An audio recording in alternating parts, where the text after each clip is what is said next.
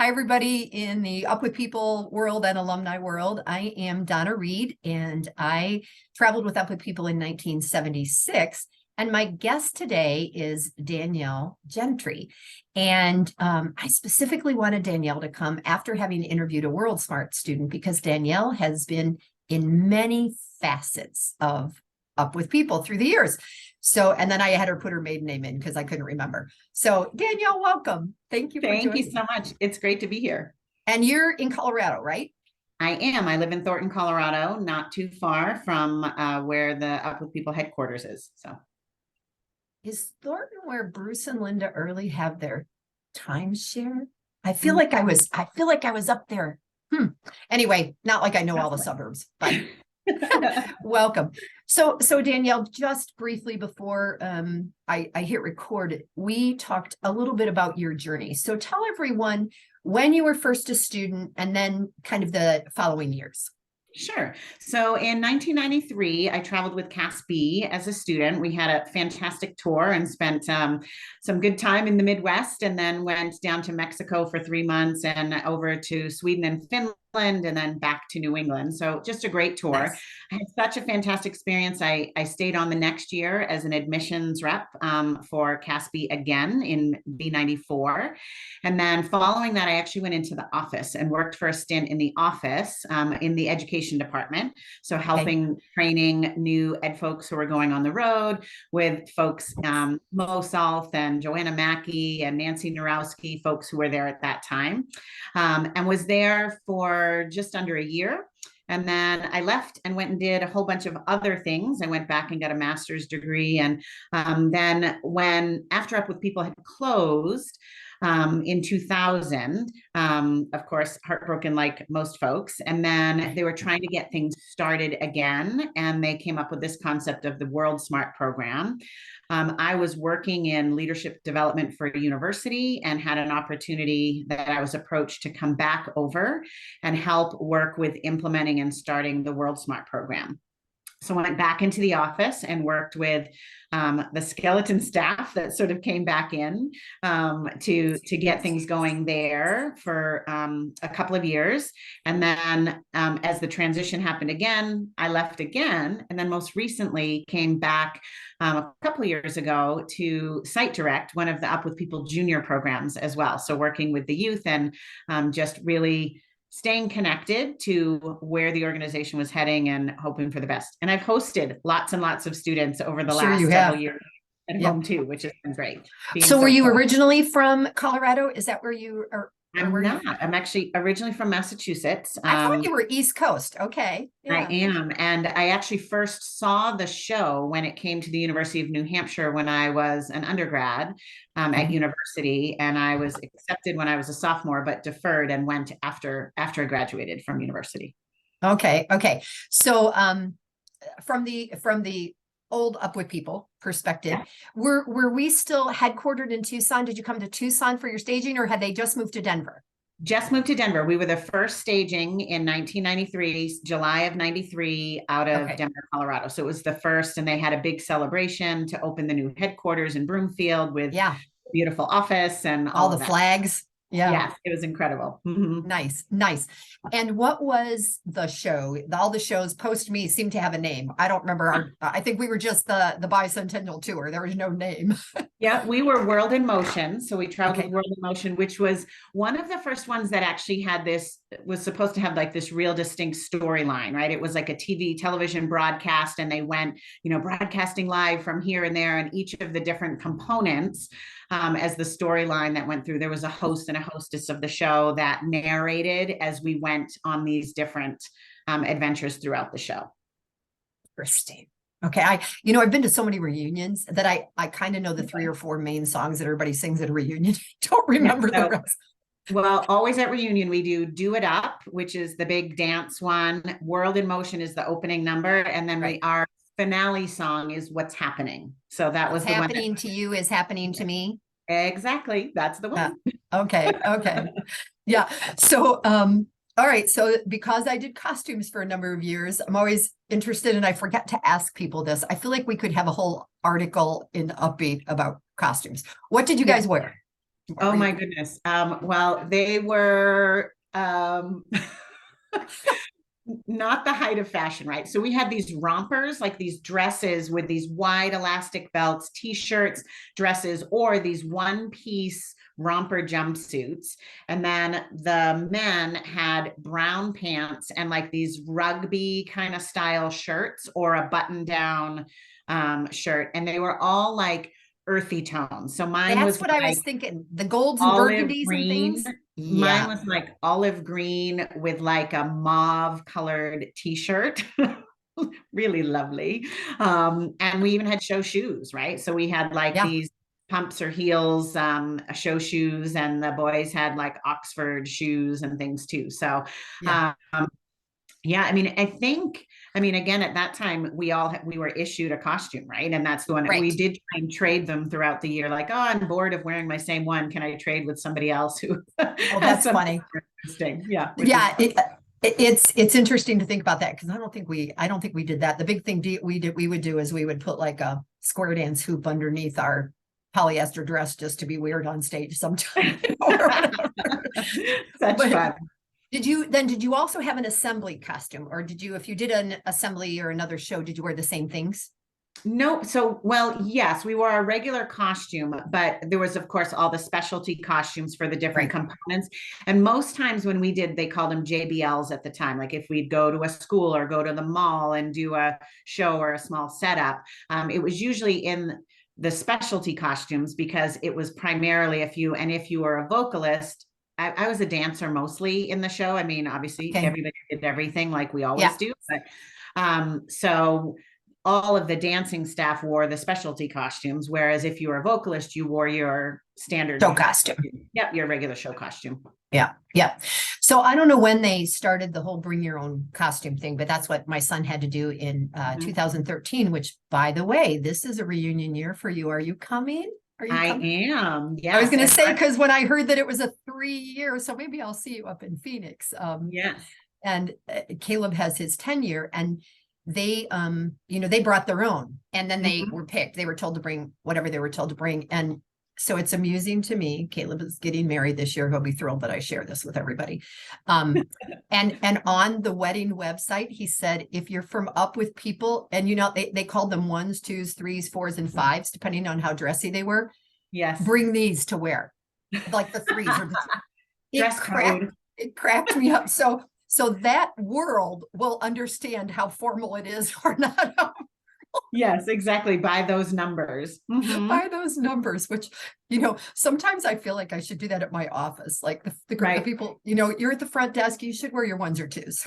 Yes. Well, and we had just travel day, like here's what you should wear on a travel day, here's what you should wear, Yes. but we weren't quite so organized with numbering the system. But having Well, co-ed students, I know they're like, oh, it's a 2 day, so I need to wear this. I don't yeah. remember what they are, but Yeah, I know. It's sort of funny. So you traveled all over the place, and then you said you did admissions and things. So I want to ask your thoughts about then coming back for WorldSmart. And again, you and I just touched on this ever so slightly, because out of 23,000 alumni, I'm going to say there's at least 21,000 who have no idea what WorldSmart really is or was or did. right. And I feel like as we come into the new program, Voices, I told Seema this the other day, so I'm going to speak it here. I think it's a little bit of a combination of WorldSmart and Up With People. And so tell me from your perspective, what was that like? What do you think was similar and or different?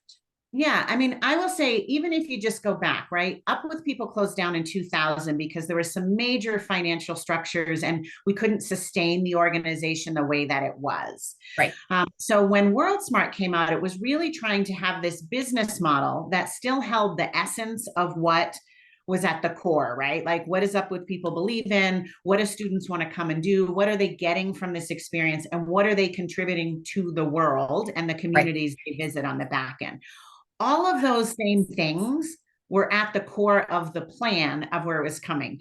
The biggest struggle, I think, was how do we take what Up With People had grown to in the 90s, right? Right. Massive 5 casts traveling with 100 to 150 students in each cast, the Right. operations, the logistics, I mean, a massive headquarters. And now we're saying all of that is gone, and we have to start something small, in a lot of ways going back to the roots of Up With People, right? How do Right. we begin like-minded people with a passion for community, learning about people's differences and appreciating them, contributing and giving back?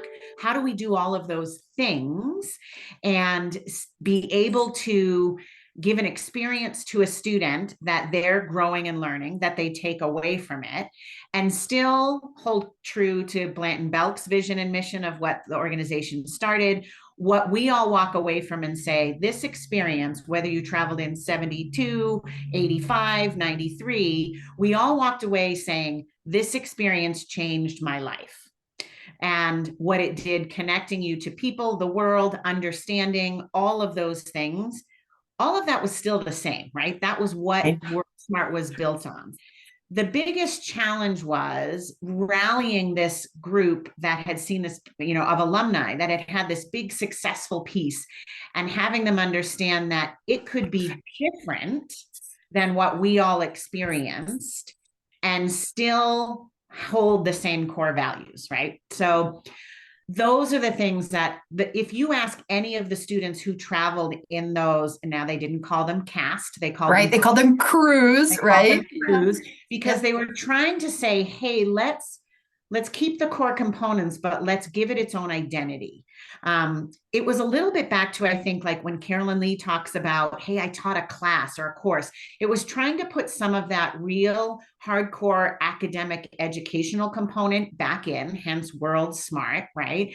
There were faculty members who were teaching curriculum. They were getting credit for it. Those components of the program were stronger than probably what a lot of the other pieces in our more recent Up With People years.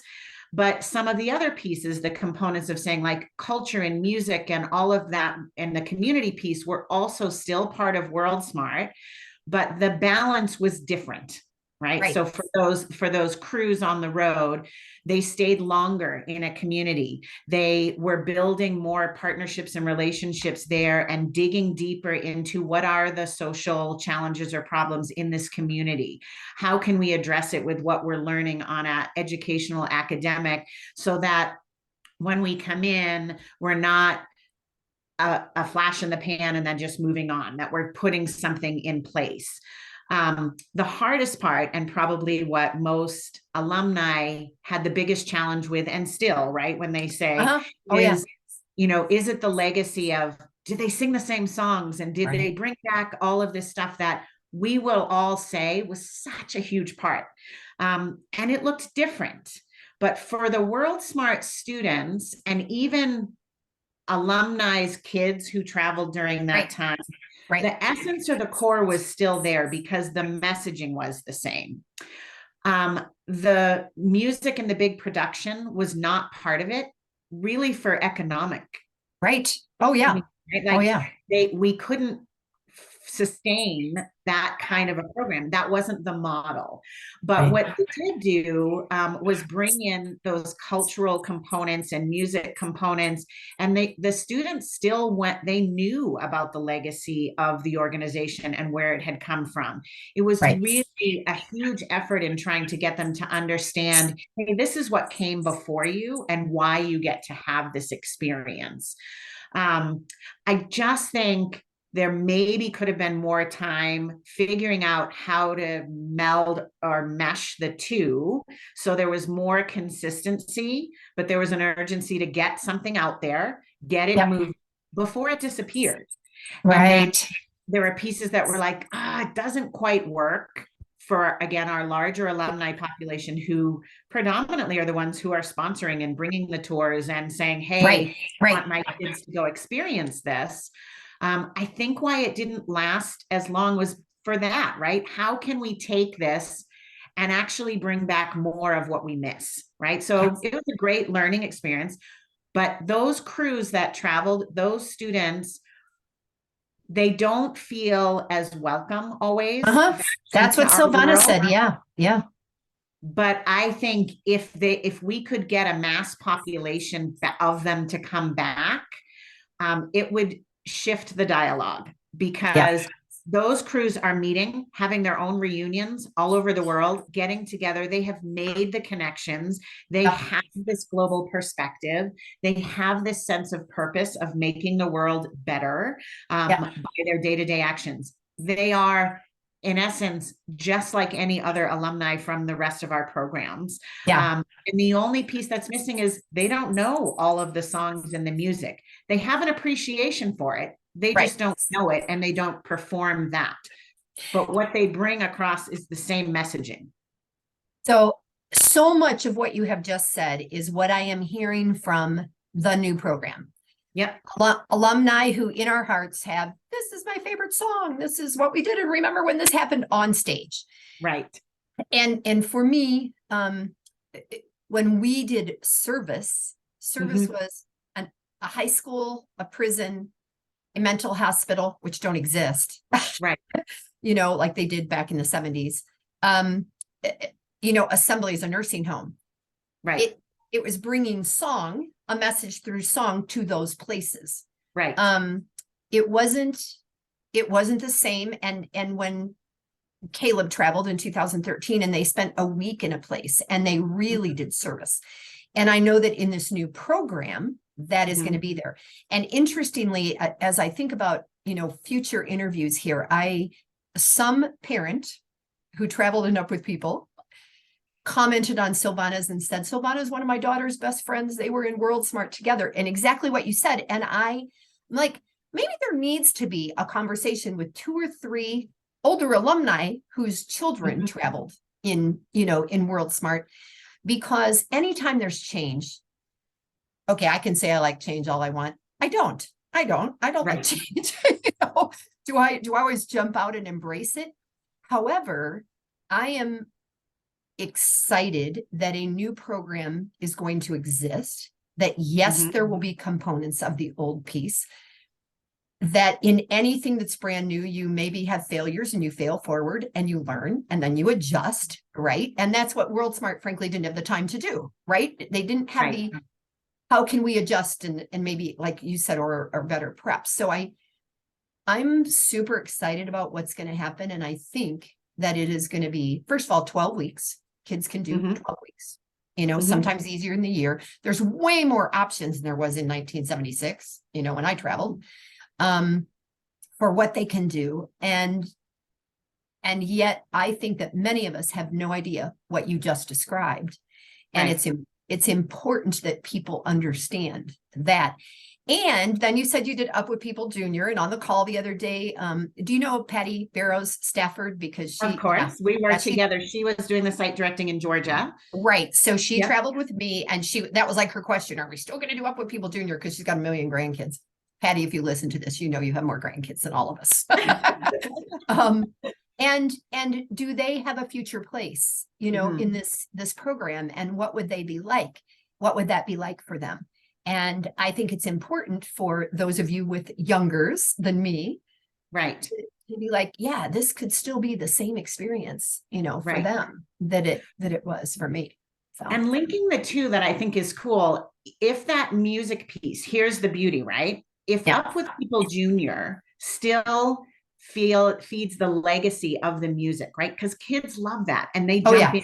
That was the beauty, right? And then you've got parents of these young kids who are up there conveying a message in a way that is well beyond their years, right? They can learn a song and share a message in a really powerful way through music. So the junior program could still be embedded. Now you've got students who have this legacy piece, and then they say, hey, now when I'm older, I want to go on the Voices program. Right. And I've already got this historical legacy piece of, I know, like, here's my purpose and what brings me to why I'm doing it.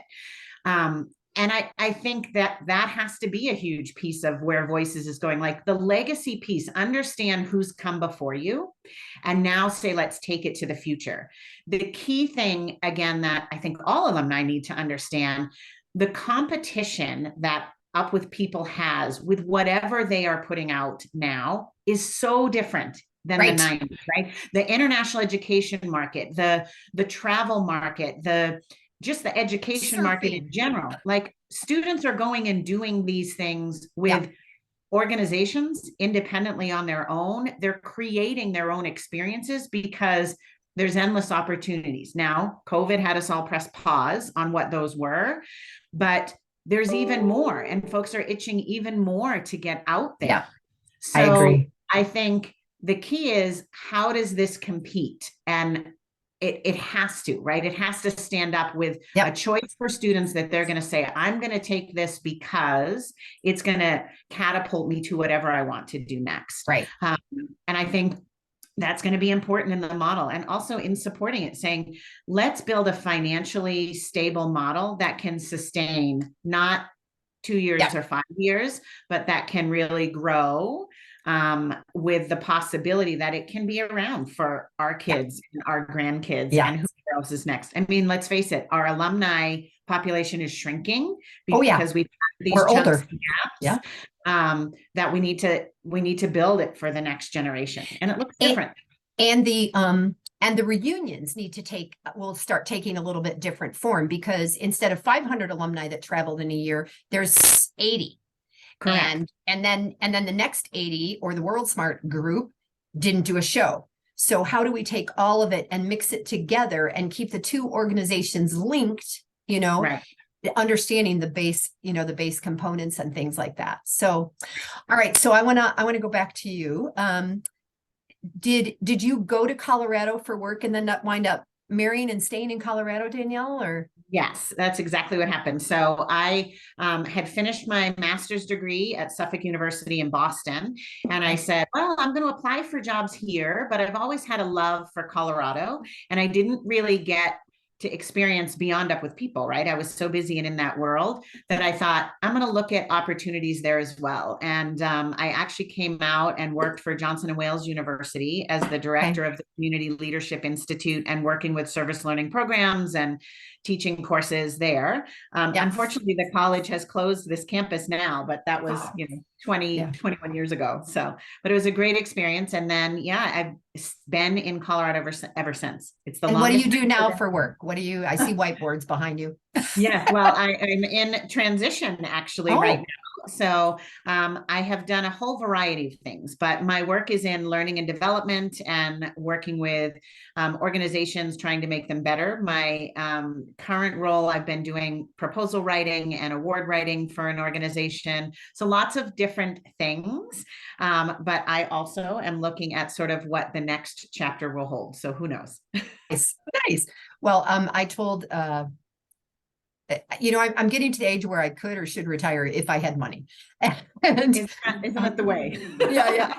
But I said when I moderated this thing the other day that in another life, I always wanted to be a talk show host. So doing this is my self-talk show host, kind of thing.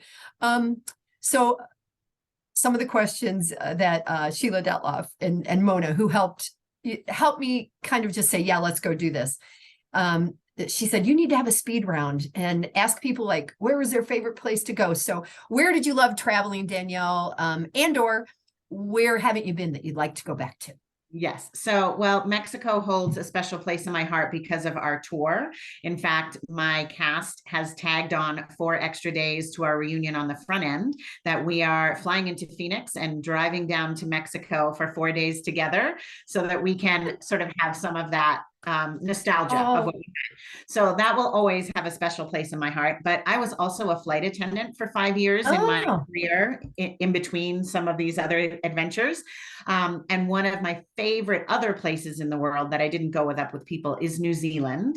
I have such a love for the culture and the country, and just everything about how they function and operate. It's a place I would relocate to if it were easier. A So little my closer, baby. Yeah. yeah, and a place I haven't been that has been on the list, I really, really would like to go more down to Central America. So like Honduras, Guatemala, some of those places. Again, I think culturally, maybe it's from my time in Mexico, speaking a little bit of Spanish, but really love a lot of the heartfelt of what those cultures have to offer. So I would like to Interesting. explore some of that. Interesting. That's very cool. I booked professional speakers before I did real estate. And one of the speakers I booked, he was from South Africa, but he and his wife now live in the Dominican Republic. And Mhm. they have, and I watch how they live. And I watch, and he's a sailor. So then he'll, get on his boat and go, Yes. whatever. But there's a piece of me that says, man, what a life. And they're like, Yeah. come, come, come. And I'm just like, okay, I have to make this happen. I have to go there. Cause if you're like me, I love going where I know some people who know the culture locally, right? Because Yes. you just always learn more. That's the whole host, experience that we have had. All right. What about food? What food did you eat that you had never eaten before that you either really, really love, or is there something that you ate once that you will never eat again? Well, I will say I just love food. I mean, I grew up pretty spoiled in a family that my dad worked with catering for hotels. So I got to try a lot of Oh, great things as a kid.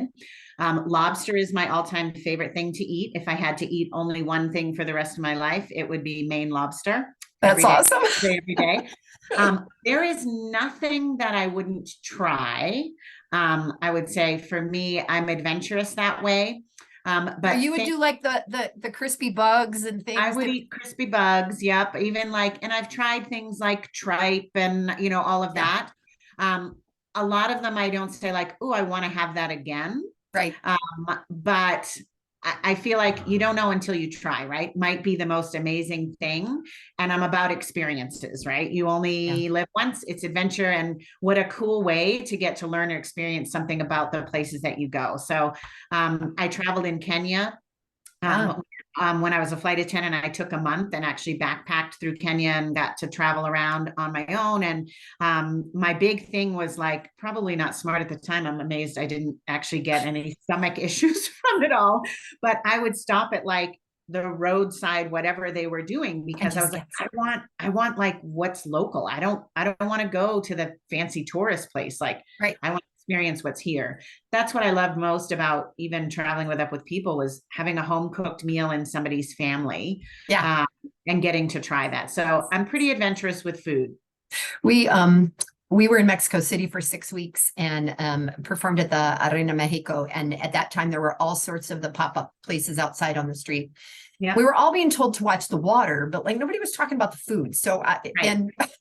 and our host, I stayed with someone. It started my love of French. I stayed with someone from Brussels in Mexico City for 6 weeks, and we would always have a soup.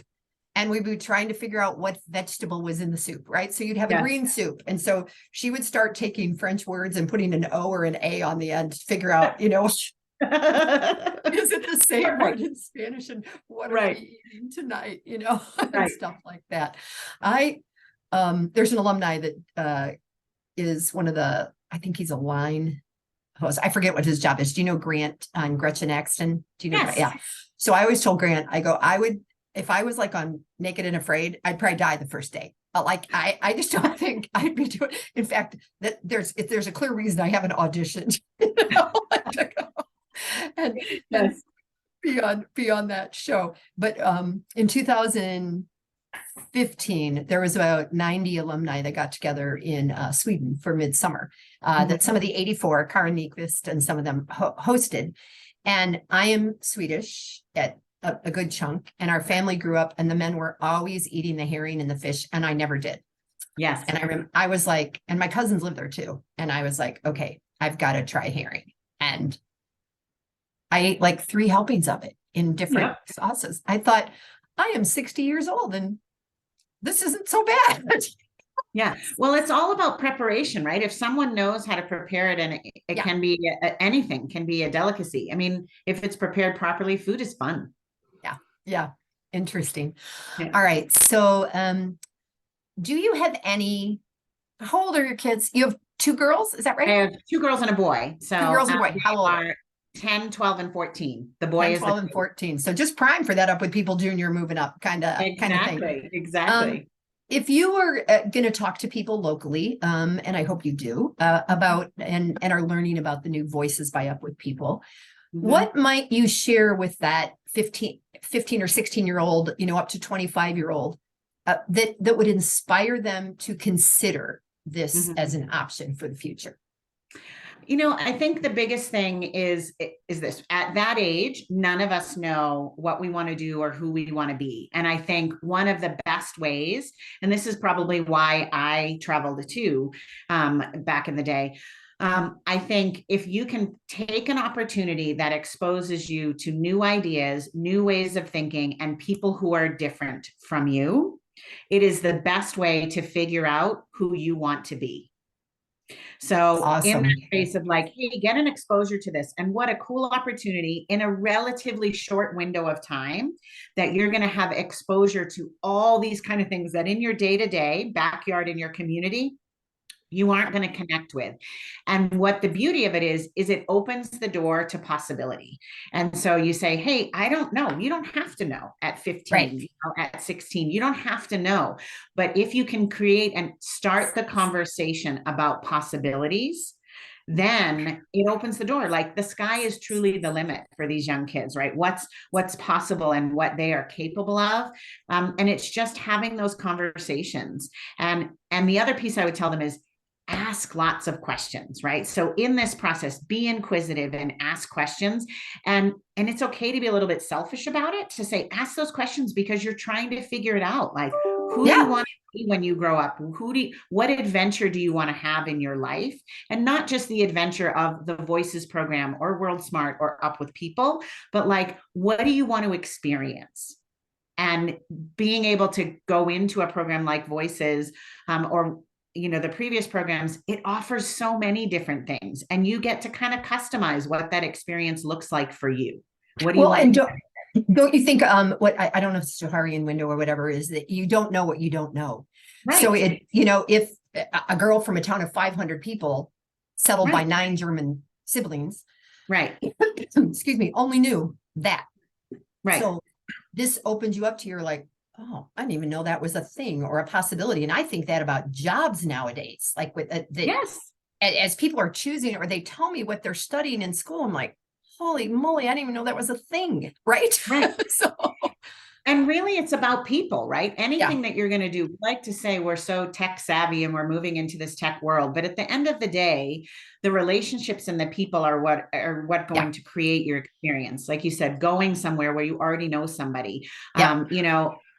Yes, it's great to go and travel on your own and experience things individually, but usually what sparks that is a connection or a person or a reason of value that you have because of someone that has impacted your life. I agree. Well, thank you so much for taking time this morning. I will make this live probably in I try to do a couple a month. And one of them just went live. One with Silvana just went live like a week ago. And I look forward to seeing you again, being reminded when we met, how we met. And I do hope that I'm going to help with reunions. So I hope I get to at least say hello. Absolutely. And give you I will look for you there this summer after I'm spending 4 glorious days in Mexico. Yay! That'll be so fun. All right. I'm going to stop the recording.